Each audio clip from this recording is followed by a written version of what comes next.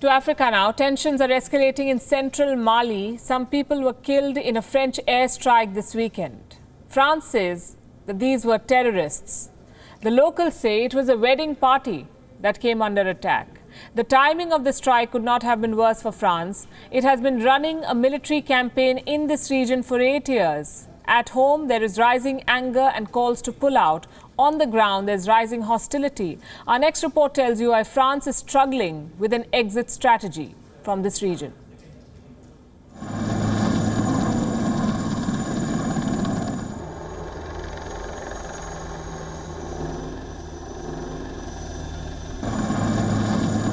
Did a French airstrike kill innocent civilians in Mali?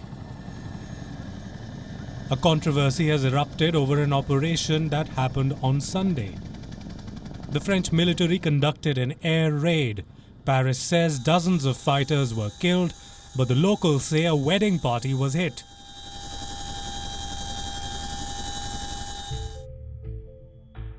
Reports say more than 20 people, including children, have died.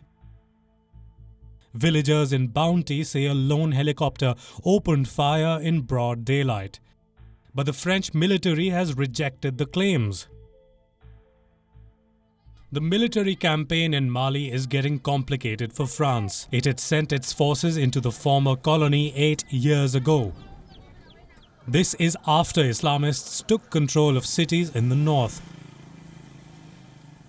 The mission was supposed to last barely a few weeks. Now it is an unending battle. The terrorists are spread across a vast sweep of land south of the Sahara, better known as Sahel. The region includes Mali, Chad, Niger, Burkina Faso, and Mauritania. The Sahel has now suffered repeated attacks by terrorists linked to the Al-Qaeda and the Islamic State. More than 10,000 Western Africans have died. Over 1 million have fled their homes since the war began.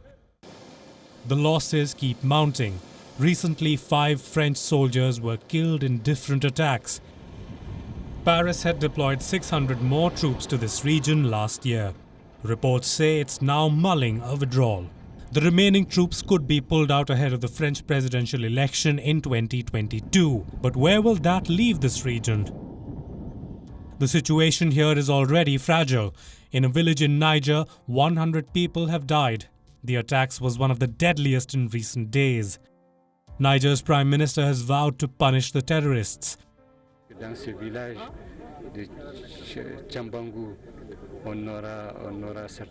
In the village of Chombangu, we have most likely lost 70 people and 30 people have been assassinated in the village of Zaroum Dareye, which makes a total of 100 people.